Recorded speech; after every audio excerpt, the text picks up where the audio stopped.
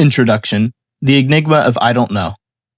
Welcome back to the Electro Company, where we don't just listen to music, we dissect it like scientists discovering alien DNA. Today, we're diving ridiculously deep into Cyan's latest track, I Don't Know, released on August 29th, 2025. This isn't just a bop, it's a mood, a question, an entire narrative wrapped in layers of synth and emotion. Trust me, there's so much more beneath the surface than meets the ear. Get ready to peel those layers with me because this is going to be a ride. The song is a trance-infused riddle wrapped in Eurodance energy, drawing from Cyan's roots in Switzerland's musical melting pot. We're going to dissect every layer, the lyrics, sounds, and hidden sparks, like mad scientists with a multimeter. Buckle up, because this is no quick zap, we're going full voltage. On the surface, the song seems simple, with 4 repeated questions about a night out, champagne, girls, Saint Laurent, and love. But, as with all of Cyan's work, the surface is just an entry point to an existential rabbit hole. By the end of this, you won't just know what the song means, you'll understand why it matters in the bigger picture of his artistry. Artist Spotlight, Unpacking Cyan's journey. Before we dive headfirst into the lyrical labyrinth, let's take a moment to appreciate the architect behind the sound. Who is Cyan? Born in Switzerland, this isn't just some overnight sensation. We're talking about a classical piano prodigy trained for 15 years, winning state competitions with Vivaldi songs by the age of 10. Imagine that foundation. But the classical world, while formative, couldn't contain his curiosity. By age 8, he was already hooked on electronic music, defying playground critics with his love for artists like DJ Antoine. Remember Welcome to St. Tropez? Yeah. He learned that by ear, on the piano for a school presentation. That's pure, unadulterated dedication and an early sign of his innate musicality. Fast forward to M4 Sonic's Virus on the launchpad and bam! A new path ignites. He picks up Ableton Live, starts with covers, then drops All Around the World on SoundCloud in 2014, all thanks to his piano teacher's suggestions. The seeds of Cyan were planted, evolving through collections like DigiGhouls, Always Pushing Boundaries. And it was the scenecore genre, specifically suited in Kanseki's Kiss Me Again, that truly emboldened his embrace to his own vocals. The non-native English speaker aspect gave him confidence, and look where we are now. From Angels and Demons to Kiss Me Forever, Bunny Party and Famous, Cyan is carving out his unique space, and today, we're celebrating I Don't Know. The sonic introduction, setting the stage and introducing Erika. The song opens with an ethereal, almost haunting female vocal. This isn't just a hook, it's a philosophical query that sets the entire emotional tone of the song. Listen closely, and you'll hear how it starts with a soft, atmospheric synth pad, like foggy morning in Switzerland, building tension before the beat kicks in. With high-quality headphones, you'll catch those subtle reverb tails on her words, echoing like unanswered prayers in a cathedral. This is the song's trance origin, showing itself, a slow, hypnotic build. But who is this voice? This is Erika. Erika in I Don't Know by Cyan feels more like a virtual voice or a synthetic persona, much like Hatsune Miku or other Vocaloid-style characters. There's no evidence Erika is a human, and if I'm wrong, please correct me down in the comments. Continuing on from that, instead, she seems to function as a sonic motif or emotional echo, possibly generated or sampled to evoke a specific mood. Think of her as the ghost in the machine. Her voice is processed and ethereal, suggesting digital origins. She doesn't appear in the credits as a separate artist, but it's hints at her being a constructed voice bank, sample, or AI vocal layer. Much like Miku, Erika could be a symbolic vessel, a way to channel the themes of longing, existential confusion, or synthetic identity. If Cyan is playing with the demon aesthetics and glitch motif, Erika might be a kind of daemon voice, a haunting presence that loops questions without answers. This fits beautifully with the transhumanist themes and persona layering that often appear in modern electronic music. The lyrics, Mantra of Unknowing. The lyrics on screen reveal the core of this introductory section.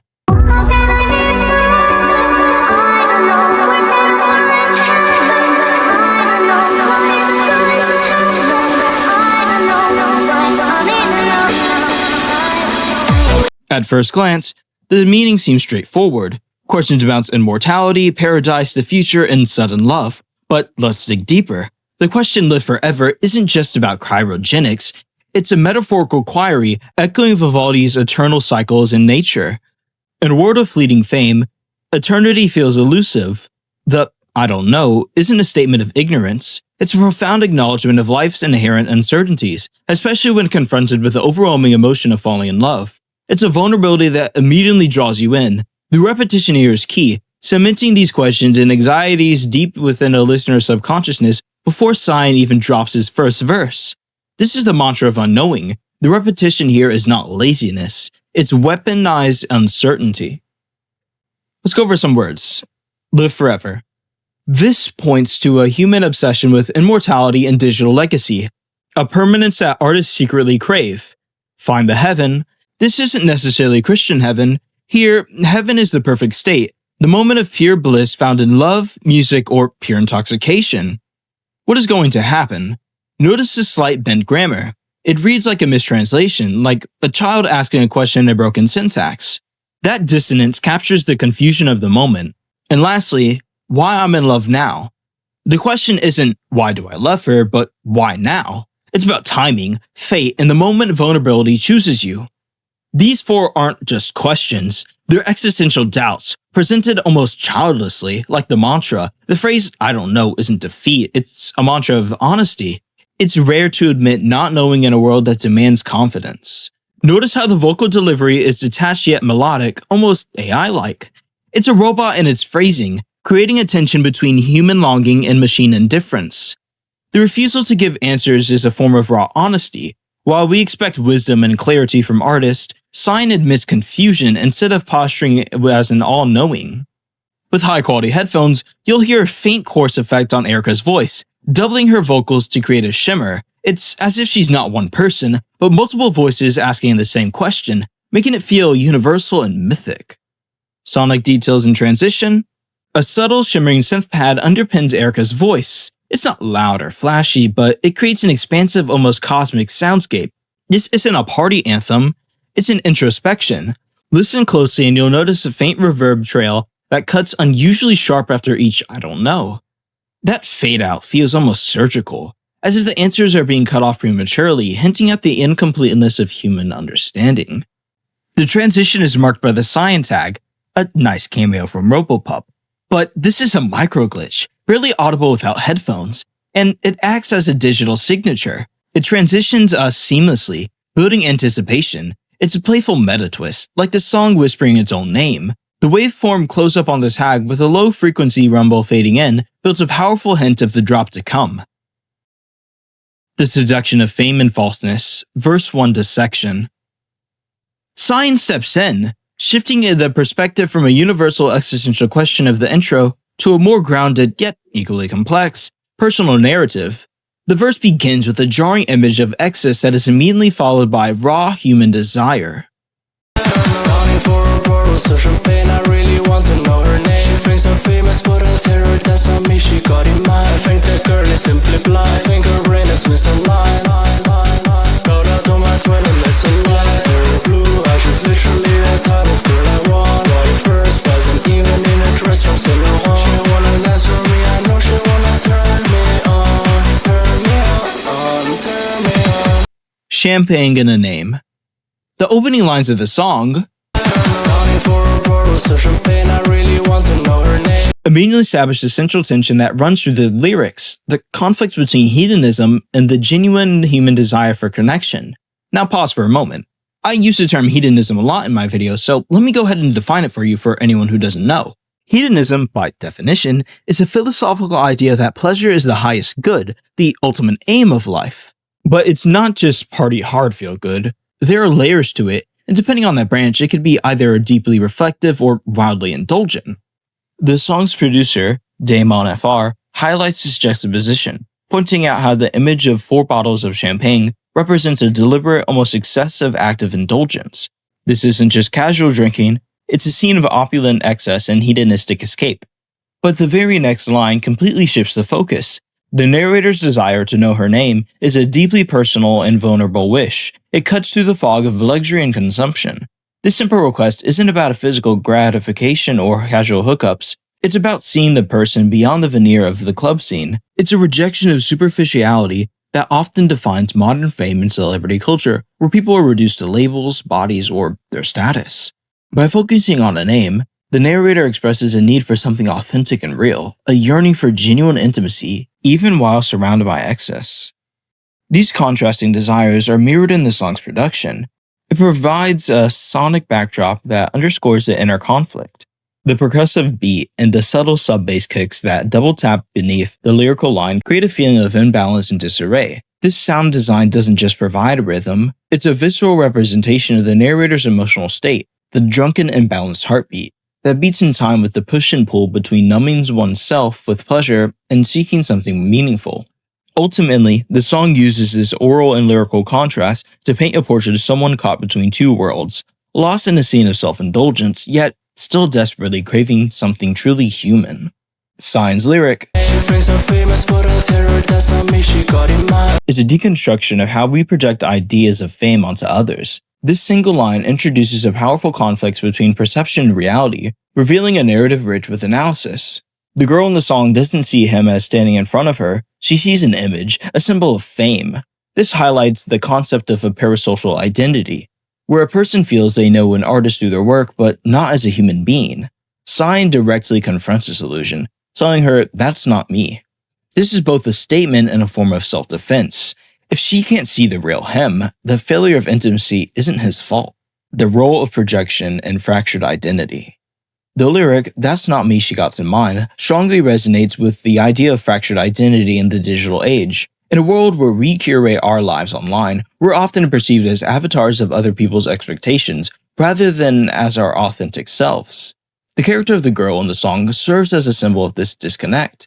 She views the artist, Zion, not as a person, but as a curated avatar of her own expectations, projecting an image of fame onto him that doesn't align with his reality. Her being tuned to the wrong frequency highlights a fundamental misalignment, a spiritual blindness that prevents her from seeing the real person behind the music. Sign's internal monologue is a deeply frustrated and bitter response to this perception. He takes this observation a step further with the lyric, "I think that girl is simply blind, I think her brain is misaligned." That line is a cold, observational diagnosis. This isn't just a simple rejection, it's a commentary on her inability to connect with his true self. This emotional distance is further emphasized by the production itself. The slight detuning of the sense immediately following the line, "That's not me," is a deliberate sonic choice that mirrors a jarring feeling of a misaligned perception. The production becomes an extension of the lyrical content, using sound to reflect the psychological and emotional disconnect. This analysis goes even deeper, suggesting that Sign's frustration may be a defense mechanism. By attributing the failure of their intimacy to her spiritual blindness, he deflects the blame from himself, protecting against that pain of feeling unseen. His anger at her mistaken perception could also be a reflection of his own insecurities. As an underground artist, her projection of fame might hit a nerve, reminding him of his own struggles with identity and his desire for the very recognition she mistakenly attributes to him. This ambiguity makes the song even more compelling, as it implies the artist is navigating his own complex relationship with fame and identity. In the end, it makes us wonder, is he genuinely annoyed by this misconception, or is there deeper insecurity at play? Does her mistake hit a nerve because he's a musician who may secretly wish for the fame she perceives? Production as a metaphor. The music production in Sign's song is not merely a background element, but an integral part of the lyrical narrative, effectively mirroring the emotional and psychological themes. This is evident in how the sonic details directly affect the song's central conflict, the misalignment between a person's public persona and their authentic self. On a literal level, this line is a straightforward shout-out, a classical lyrical device used to acknowledge someone important. The use of the phrase twin them, an abbreviation for twin them or twin M, suggests a deep, almost familial connection, pointing to a collaborator or a close confidant. This could be a friend, a collaborator, someone who shares his experiences or even his struggles. It's a grounding moment, a reminder of his inner circle amidst the external chaos.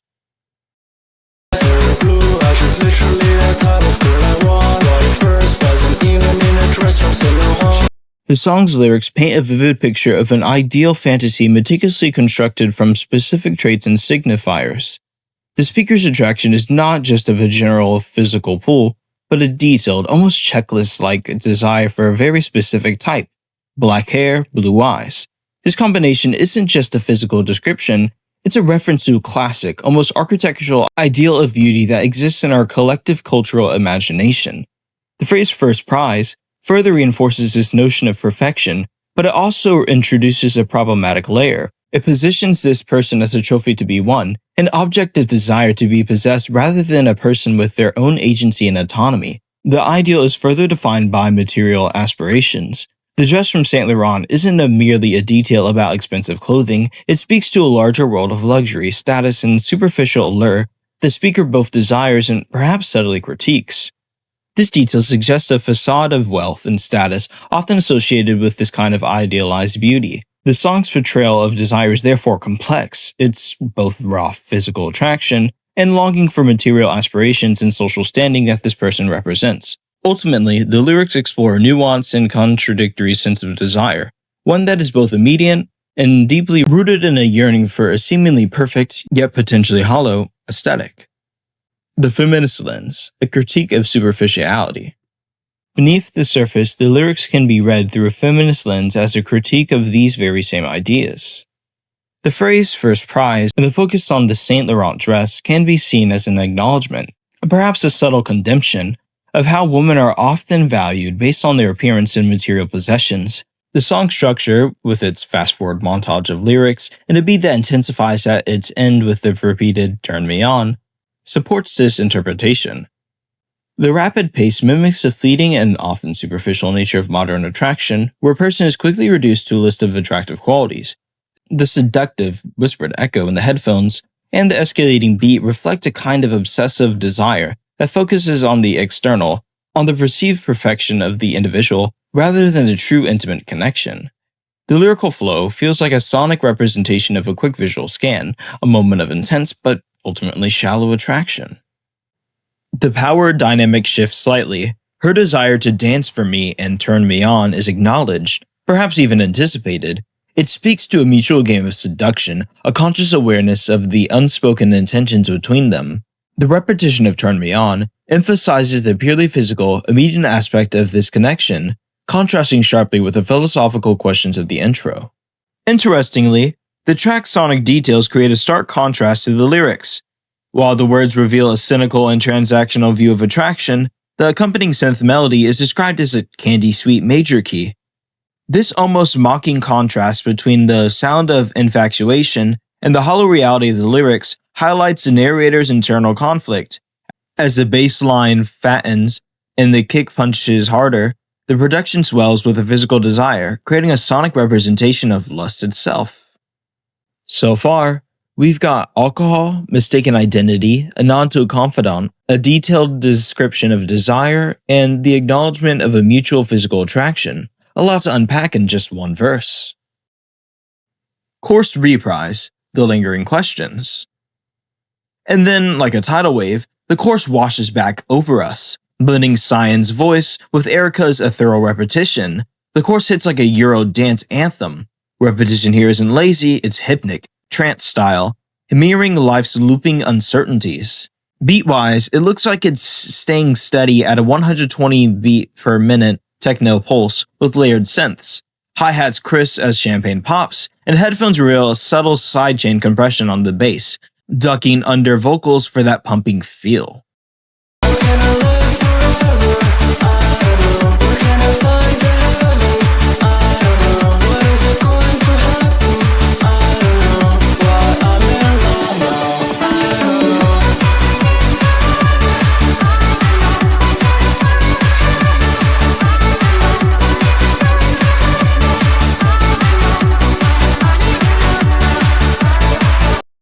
This reprise is crucial.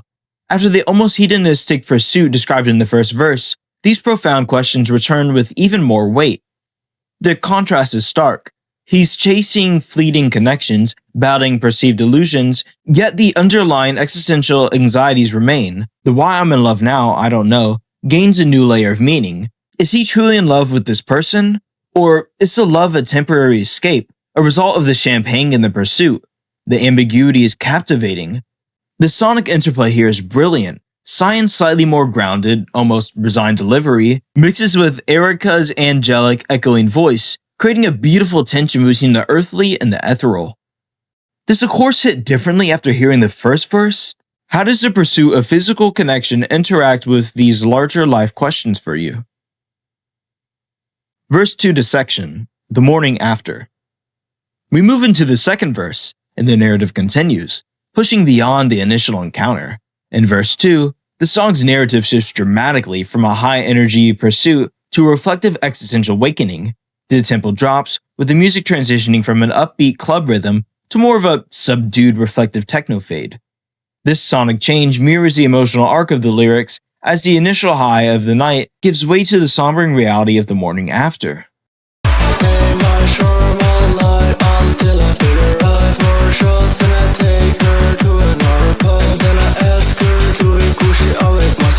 She agrees, yeah, the next day she wakes up inside my car. I am not so ready for this world. Now I see things I didn't see before. I need an explanation. Tell me more. Why I'm in love now, I don't know. The Pursuit, a mask of charm and cliches. The lyrics reveal a meticulously crafted narrative of seduction and escapism. The protagonist's actions are not spontaneous, but rather a calculated performance, as signaled by the opening line, "Playing my charm all night." The use of the French word charm is a deliberate choice, elevating the act from a simple charm to sophisticated, even artificial, strategy. It suggests the protagonist is not just being himself, but is playing a role to win someone over. This calculated approach is further explored in the line, "I fill her up." This phrase serves as a powerful double entree, hinting at both the literal act of giving her drinks and the more figurative act of overwhelming her with attention. The latter interpretation suggests a deeper motivation, an attempt to fill a void within himself going through this pursuit. The progression of the night reinforces this sense of an escalating, almost desperate journey. With each 5 more shots and "move to another pub," the lyrics depict a relentless push deeper into a temporary escape, an addiction to the moment that underscores the fragile nature of the protagonist's emotional state.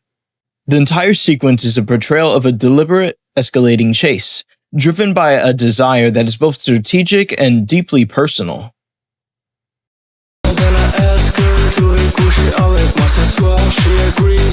The song shift to French marks a pivotal moment in the narrative. It's a direct borrowing from French seduction culture, famously used in Lady Marmalade. This blurs the line between authenticity and performance. He uses another language to ask the most intimate question, as though intimacy is easier behind a mask. While a classic, almost cinematic line, the song's context strips it of its typical glamour. The protagonist's use of this phrase feels like less of a genuine expression of desire and more like a borrowed cultural script, a cliche he leans on to secure an outcome rather than to forge a real connection. This lack of genuine intimacy is subtly highlighted by the production itself. The hi-hats become irregular after the line is delivered, a detail that suggests the beat is mirroring the discomfort of the moment. This subtle shift in the music underscores the awkwardness and lack of authentic connection between the two people. The girl's response, "and she agrees, yeah," is equally telling. It's a direct and unembellished agreement that solidifies the outcome of a night built on artifice, not emotion. The simplicity of her reply makes the resolution feel stark and final, concluding the night's pursuit with a clear but ultimately hollow victory. A sonic detail? The production here inserted a faint rising arpeggio in the background, barely audible unless you crank the volume. It feels like a nervous anticipation, winding up to the night's climax. When the chorus returns, nothing changes in the lyrics, but everything changes in meaning. How can I live forever? Once playful, now it aches with mortality. Where can I find the heaven? Once dreamy, now desperate. What is going to happen? Once casual, now fearful. Why I'm in love now, once shrugged, now whispered like a crisis. This is the brilliance of repetition. It evolves with context. The song trains us to hear the same words differently. Another sonic detail? In the final chorus, the mix is slightly more reverb-heavy. The vocals are pushed back, drowning in the instrumental. The human voice disappears in the electronic. Love is swallowed by chaos. The morning after. The lyrics take a sharp emotional turn with the arrival of the morning. "The next day she wakes up inside my car" is a jarring image that shatters any notion of a romantic morning. The setting, a car rather than a bed, suggests impermanence, a rush, and a palpable sense of regret. It is a physical manifestation of the emotional distance that underpins the entire encounter. This moment of physical displacement leads to an even more profound spiritual one. But I'm so not ready for this world. This line is the emotional core of the song, revealing the true nature of the protagonist's actions. The world he isn't prepared for isn't just the immediate consequence of this one-night stand, but the broader complexities of life, the emotional weight, and the vulnerability that comes with the genuine connection. The party, the drinks, and the relentless pursuit were all an escape from this feeling of being unequipped for real intimacy. The profound sadness of this realization is underscored by a subtle, melancholic piano chord that briefly surfaces in the production, offering a moment of raw, painful clarity before the song returns to its electronic beat. This fleeting musical detail emphasizes the poignant reality of the situation. A night of calculated charm ends in a morning of profound alienated emptiness. Now I see things I didn't see before. I need an explanation. Tell me more. Why I'm in love now? I don't know. This is the aftermath, the clarity that follows indulgence. Now I see things I didn't see before. What things? The emptiness of the chase? The superficiality of the connection? Or perhaps the unexpected depth of his own feelings? He's confronted with a new understanding, a new perspective. I need an explanation, tell me more, is a plea for understanding, both from her and from himself. He's searching for meaning in the wake of the previous night's events. And then, the scathing return to the central question. Why I'm in love now? I don't know. This isn't just physical attraction anymore. The emotional landscape has shifted. He's confused by the depth of what he feels, or perhaps the unexpected presence of feeling, after what seems like a purely physical pursuit. The champagne haze has lifted, and he's left with raw emotion and profound uncertainty. Now I see things I didn't see before. I need an explanation. Tell me more. Why I'm in love now? I don't know. His uncertainty escalates from philosophy to desperation. Why I'm in love now is asked after the fact, as though love happened to him without his consent. Mortality. Live forever is the artist's dreams, immortality through music. Fame and projection. She sees fame, not the man. He's trapped in his persona. Desire versus emptiness. The champagne, fashion, seduction, they promise fulfillment but deliver emptiness. The existential uncertainty. The true hook of the song isn't about love or lust. It's about admitting, I don't know. The sonic detail? Here the instrumental strips down. Less percussion, more airy pads. It's like a hangover soundscape. Floating, empty, spacious. The hi-hats fade, leaving reverby scents that feel like morning light through the headache. Quick review beat. So, we've gone from pursuit to proposition, the physical act, and then a jarring morning after leading to an emotional reckoning and a plea for understanding. Quite intense. Final chorus and outro, the Unresolved Symphony. The final chorus blasts back, this time with an even greater sense of urgency and unresolved tension. How can I live forever? I don't know. Where can I find the heaven?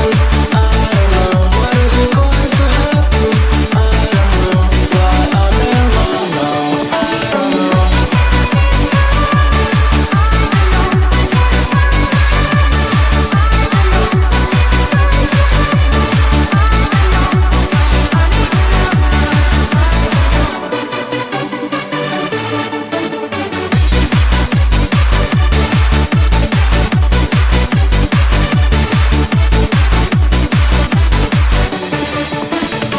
How can I live forever?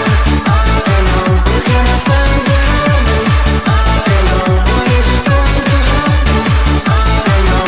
Why I'm in love now? I don't know. The repetition here isn't just for emphasis. It's a reflection of the cyclical nature of these questions. Even after the experience of the night, the core uncertainties remain. The personal why I'm in love now merges seamlessly with the universal how can I live forever, suggesting that perhaps love, in its unexpected emergence, is just another profound mystery in the grand scheme of life. The music swells, a crescendo of questioning, a beautiful, almost heartbreaking wall of sound. And then, the track simply ends, leaving us with the stark, almost breathless echo of I don't know. There is no easy resolution, no definitive answer.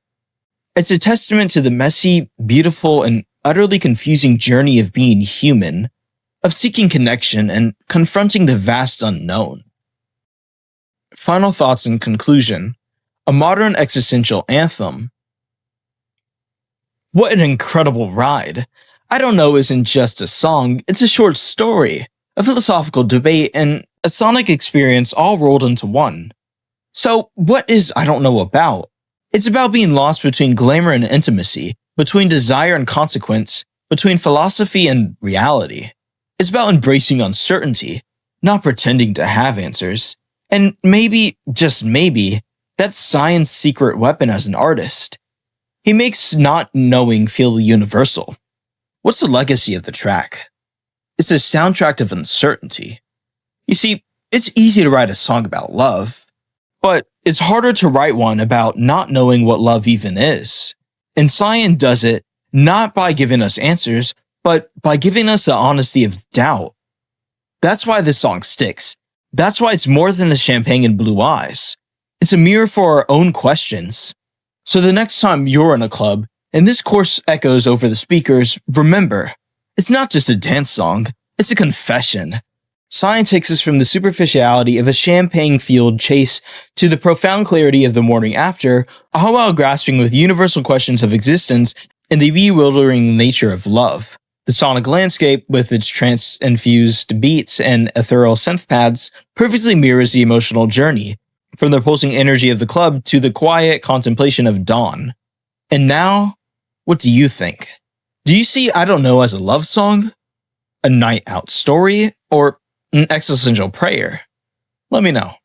But hey, the next time you put on those good headphones, close your eyes and let Cyan guide you through his world of uncertainty, aspiration, and unexpected love.